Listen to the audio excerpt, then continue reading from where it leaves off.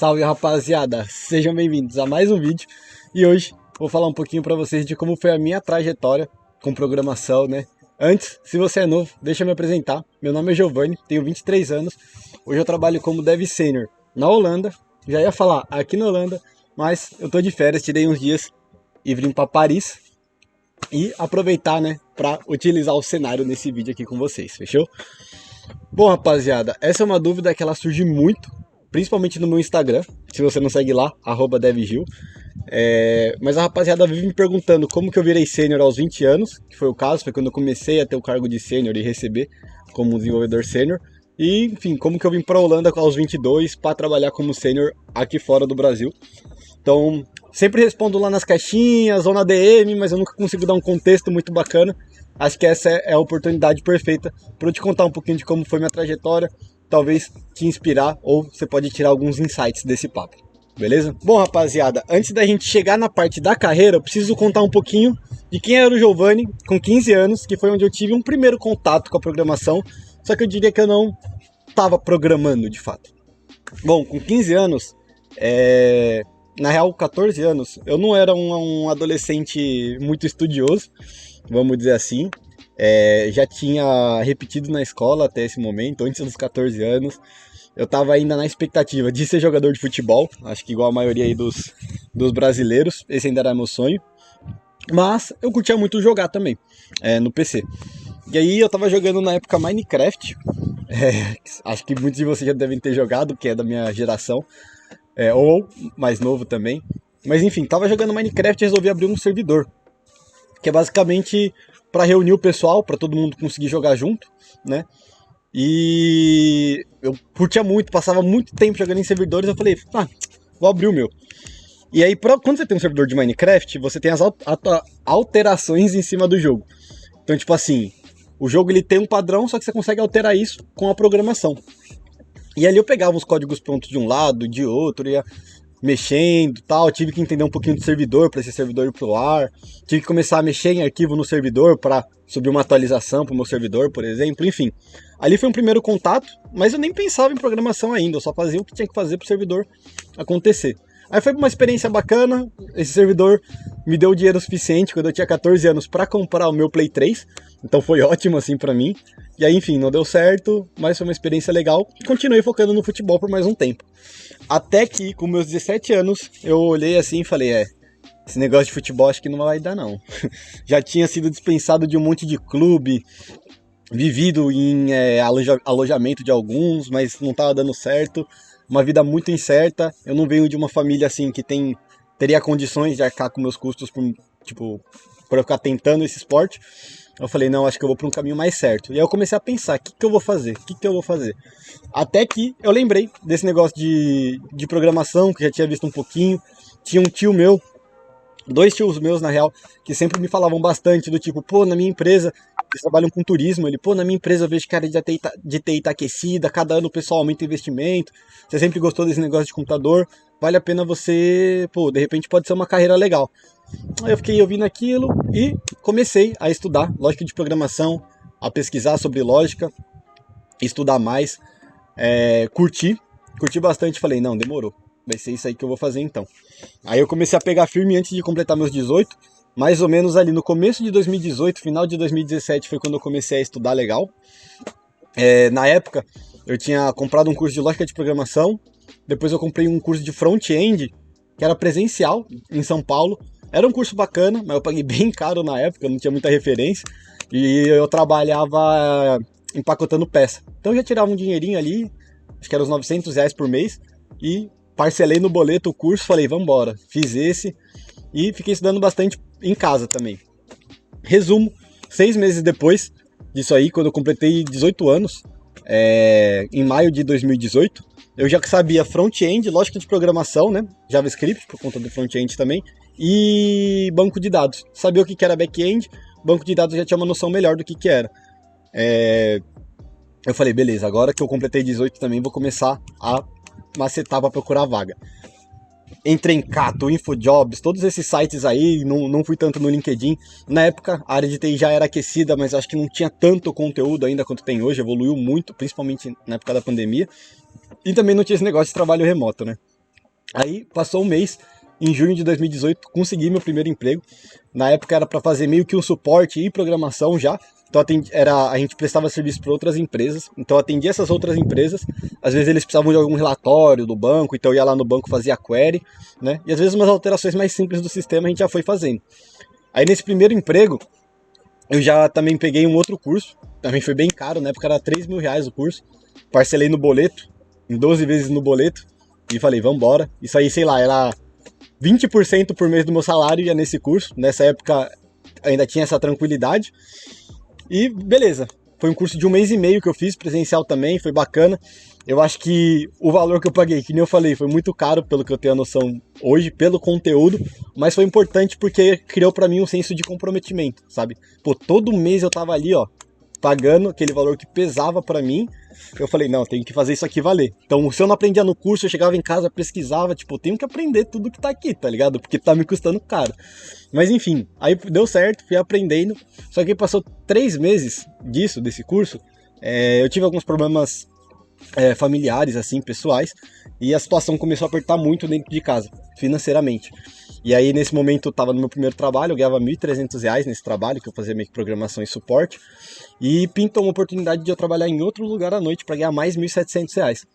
Então, meu dia era das 9 às 6, presencial, em São Paulo, eu demorava mais ou menos 1 hora para ir, uma para voltar, presencial, e depois eu chegava em casa à noite, ia, sei lá, das 7 à meia-noite, 1 hora da manhã, trabalhando remoto para uma empresa do Rio Grande do Sul, na época. E aí, final de semana, essas horas que faltavam durante a semana, eu fazia também. Então foi um período que, assim, eu acordava, pegava o metrô, programava, pegava o metrô para voltar para casa, programava, e final de semana programava também, porque eu realmente precisava financeiramente desses dois trabalhos, né? Fiquei nesse ritmo, pessoal, em torno de uns 7 meses, foi puxado assim, porém aprendi demais, porque eu estava em dois projetos diferentes que usavam tecnologias parecidas, porém de formas diferentes, então comecei a ver outras formas de aplicar a mesma coisa, comecei a conhecer outros bancos de dados, enfim, aprendi muito, muito nesse tempo.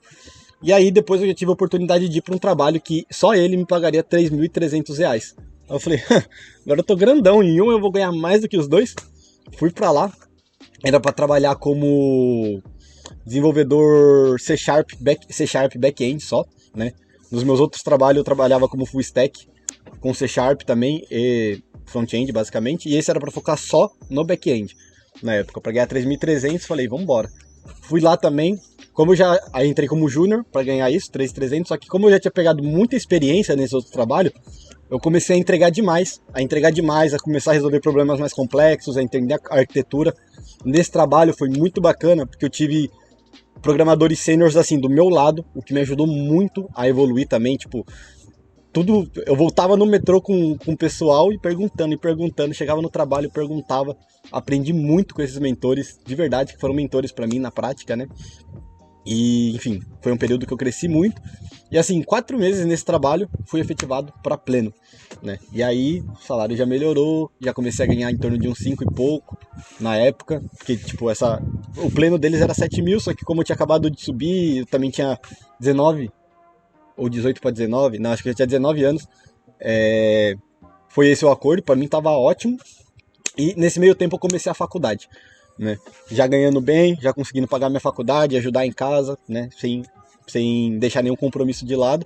Beleza, as coisas começaram a dar certo. Aí fiquei mais um tempo nesse trabalho, as coisas dando certo. Só que o produto lá não estava indo muito para frente, era uma startup, a gente estava começando do zero, não estava indo muito para frente.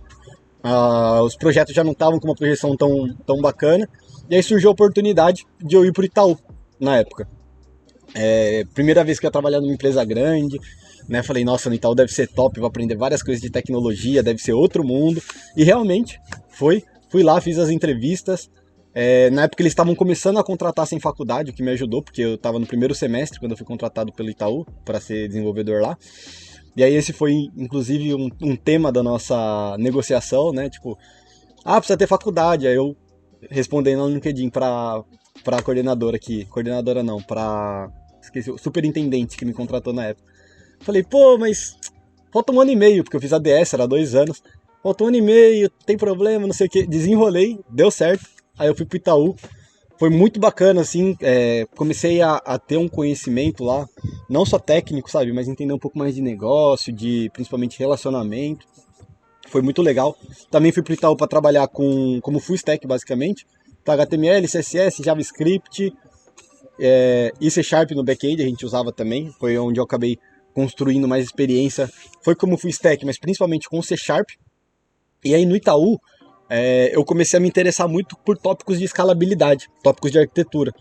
Então, vou tentar falar de forma mais simples, porque imagino que muitos de vocês estão no começo da carreira, mas muito sobre tópicos de, por exemplo, o que faz um sistema aguentar 1.000 pessoas, ou aguentar 10.000, 100.000, sabe? E outros tópicos também, tipo, como que faz...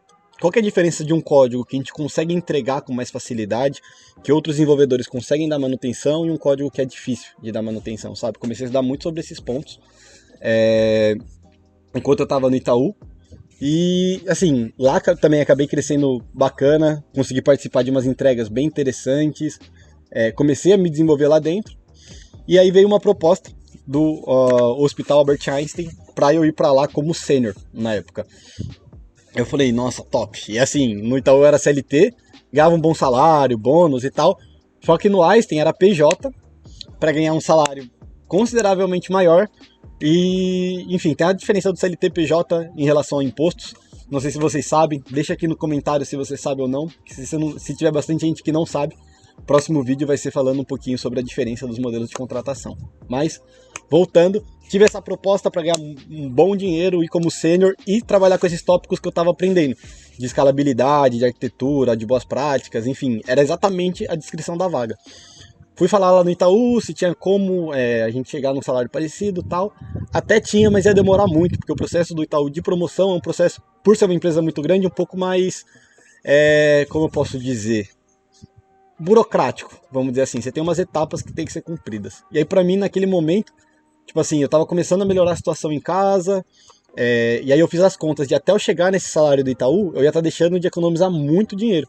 Então, abracei a oportunidade, fui pro Einstein, e aí fui beneficiado por uma tragédia que a gente viveu, que foi, né, a questão da pandemia. Eu cheguei no Einstein, que é um hospital, um mês antes da pandemia estourar. Então, o que aconteceu? Primeiro a gente foi para casa, né? Foi pro home office. Antes a gente trabalhava presencial. Até agora, todos esses trabalhos que eu falei para vocês foi presencial, menos o primeiro lá pro Rio Grande do Sul. Aí a gente foi remoto e o Einstein começou a ter muita demanda na parte de tecnologia. Eu trabalhava na parte de inovação do Einstein, começou a ter muita demanda, muitos projetos vindo por conta da pandemia, né? A gente, afinal, o maior hospital da América Latina.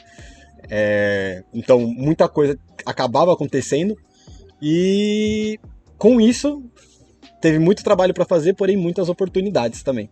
Abracei as oportunidades, fui crescendo lá no Einstein também. E isso, pessoal, também é uma dica que eu deixo para vocês, muitas vezes você vai estar ali num desafio, vai ser dado um desafio que você pode não se sentir preparado. Eu não me sentia preparado para ser sênior na época, tá? Muito menos para entregar as coisas que eu entreguei na época. Porém, só abraça e vai, depois você dá conta. Obviamente, né, com responsabilidade do tipo, se eu tenho medo de não conseguir dar conta desse desafio, eu tenho que fazer algo a mais. Então, estudar mais, participar mais, enfim. E aí foi isso que eu fiz no Einstein. Fui lá, fiz muita hora extra, comecei a estudar bastante, enfim, evolui muito. E foi perfeito pra mim, porque com essas responsas a mais que eu tava tendo no Einstein por conta da pandemia, acelerou muito o meu aprendizado e também me deu oportunidades de ir para novos cargos. Então, pouco tempo depois, um ano mais ou menos de sênior no Einstein, eu já estava como tech lead de uma squad. E aí, enfim, as coisas foram acontecendo, depois fui pro time de arquitetura dentro do Einstein, cresci muito, foi realmente assim, uma escola. Para mim, foi ótimo, para minha carreira, foram momentos maravilhosos lá.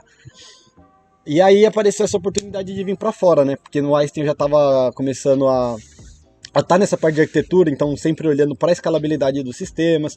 A maior parte do Einstein eu trabalhei também com back-end, né? C Sharp, grande parte até para arquitetura. E aí eu comecei já a me interessar em vir aqui para fora. Eu vim fazer uma viagem ano passado a turismo para França, inclusive, foi o primeiro lugar da Europa que eu vim aqui para Paris a turismo, um pouquinho mais de um ano atrás, e depois eu fui para Holanda, curti bastante, coloquei meu LinkedIn lá, Open to Work, né, aquele selinho lá para, não coloquei o selo, mas coloquei ali que eu queria ver vagas do exterior. Eu coloquei só países que nem Holanda, França, Reino Unido e acho que mais algum que eu não vou lembrar agora. Coloquei esses países e aí começou a vir alguns recrutadores. Inclusive a vaga que eu fechei, eu fiz isso um pouquinho antes de ir pro Brasil, eu coloquei o Open to Work, de voltar. Quando eu tava no aeroporto, o recrutador me chamou. A gente marcou, né, todo o processo, marcou um Macau, fiz todo o processo do Brasil. Demorou mais ou menos umas 3 semanas, um mesinho até eu ser aprovado. Aí eu fui aprovado, depois demorou mais uns 3 meses o meu processo de visto. E aí, agosto, né, do ano passado, de 2022, eu vim aqui, quer dizer, fui pra Holanda e comecei a minha carreira lá como dev sênior, né? E aí, de lá pra cá, enfim, tô curtindo a Europa, tô vendo como que é esse mundo aí, comecei a produzir conteúdo pra vocês também, tem sido bem bacana essa trajetória. Mas é isso, rapaziada. Realmente queria falar um pouquinho da minha carreira, de como que aconteceu as coisas para mim, pro meu crescimento, né, dentro da tecnologia. Eu espero que tenha de alguma forma inspirado vocês. Se você tá pensando em começar em TI, pessoal, se você quer começar a aprender a programar, dá uma olhadinha nesse meu último vídeo, onde eu falo como eu começaria na programação em 2023, beleza? Você vai curtir bastante. E por favor, qualquer sugestão, crítica, qualquer coisa que você tenha aí, ou conteúdo que você queira aprender aqui comigo, deixa nos comentários que vai ser um prazer te responder. Não esquece de deixar o like, se inscrever no canal, tamo junto e até o próximo vídeo.